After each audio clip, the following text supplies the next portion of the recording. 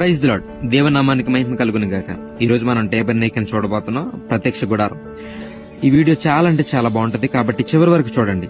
చివరిలో అతి పరిశుద్ధ స్థలంలో ఉన్న దేవుని యొక్క మందసాన్ని చాలా అంటే చాలా అందంగా చక్కగా మనకు అర్థమయ్యే రీతిలో దాన్ని నిర్మించడం జరిగింది. కాబట్టి చివరి వరకు కూడా వెయిట్ చేయండి.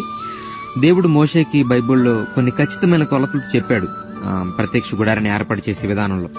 సో అప్పుడు బైబిల్లో ఏ కొలతలు అయితే చెప్పాడో అచ్చం కరెక్ట్ గా ఉన్నట్టుగానే ఆ కొలతలతోనే, ఖచ్చితమైన కొలతలతోనే దీన్ని ఏర్పాటు చేయడం జరిగింది.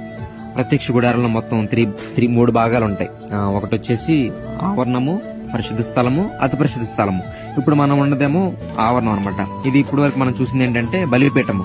బలిపీఠానికి జల్లెల్లాగా ఏర్పాటు చేయమని చెప్పి దేవుడు చెప్తాడు, కాబట్టి అలా హోల్స్ పెట్టి అలా ఏర్పాటు చేయడం జరిగింది అనమాట. ఇదంతా కూడా ఆవరణము, ఆవరణ ప్రదేశం. ఇప్పుడు మనం ఆవరణంలో ఉన్నాము.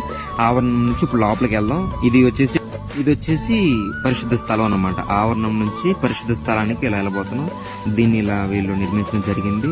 ఇక్కడ మీకు కనపడుతుంది కదా, అది వచ్చేసి దీపస్తంభం. దేవుడు చెప్పాడు కదా బంగారముతోనే తయారు చేయాలని చెప్పేసి. ఇదేమో రొట్టెల నుంచి బల్ల అనమాట. ఇది వచ్చేసి దీపస్తంభము.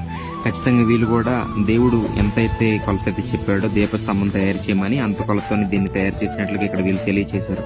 అలాగే ఇది వచ్చేసి ఎప్పుడు కూడా అగ్ని మండుతానే ఉండాలి. దీని మీద ప్రదీపం మీద ఎప్పుడు కూడా మంట అనేది మండుతూనే ఉండాలి. కాబట్టి ఇలా లైట్లు పెట్టి ఇలా కింద ఫ్యాన్ ఒకటి పెట్టి దాన్ని ఏర్పాటు చేయడం జరిగింది. ఇది వచ్చేసేమో రొట్టెల నుంచి బల్ల అనమాట. రొట్టెల బల్ల ఉంటుంది కదా, సన్నిధి రొట్టెల బల్ల. సో అదనమాట ఇది. అక్కడ దాన్ని రొట్టెలాగా అలా ఏర్పాటు చేసి అలా జరిగింది. ఇది వచ్చేసి మధ్యలో ఇలా తాడు ఉంటుంది. అంటే ఏంటంటే పరిశుద్ధ స్థలంలో నుంచి అతి పరిశుద్ధ స్థలంలోకి ఎవరు వెళ్ళడానికి వీలు లేదనమాట. కేవలం ప్రధాన యాజకుడు మాత్రం వెళ్ళాలి. అలాంటి మధ్యలో చూసేస్తేనేమో డేరాలతో ఇలా దీన్ని ఏర్పాటు చేయడం జరిగింది అనమాట. బైబిల్లో దేవుడు చెప్తాడు కదా, కెరూబులు ఇలా ఒకటి ఎదురుగా ఉంచుకొని ఇలా డేరాలు ఒకటి కొట్టమని చెప్పేసి దేవుడు చెప్తాడు మోషేకి. అలా ఉంది. ఇప్పుడు మనం పరిశుద్ధ స్థలంలోకి వెళ్దాం ఒకసారి. అది ఎలా ఉంటుందో ఒకసారి చూద్దాం. మీరు చూడండి, చాలా అంటే చాలా బాగుంటది. కనబడుతుంది కదా, ఇది వచ్చేసి మందసం అన్నమాట. మందసం దేవుడు చెప్తాడు కదా బంగారంతో దాన్ని పొదిగించమని.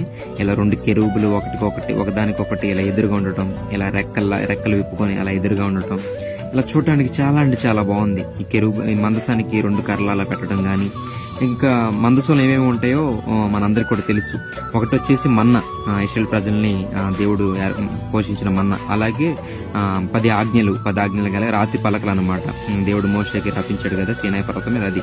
అలాగే ఇది వచ్చేసేమో మోషే యొక్క కర్ర, చిగురించిన కర్ర, దాన్ని అలా ఏర్పాటు చేయటం, ఇలా మందసంలో పెట్టడం, అవన్నీ కూడా మనం బైబిల్లో చూస్తాం. సేమ్ అచ్చంగానే దేవుడు ఏ కొలత అయితే చెప్పాడో అదే కొలతతో ఇక్కడ ఈ మందసం అనేది ఏర్పాటు చేయడం జరిగింది. చూడటానికి చాలా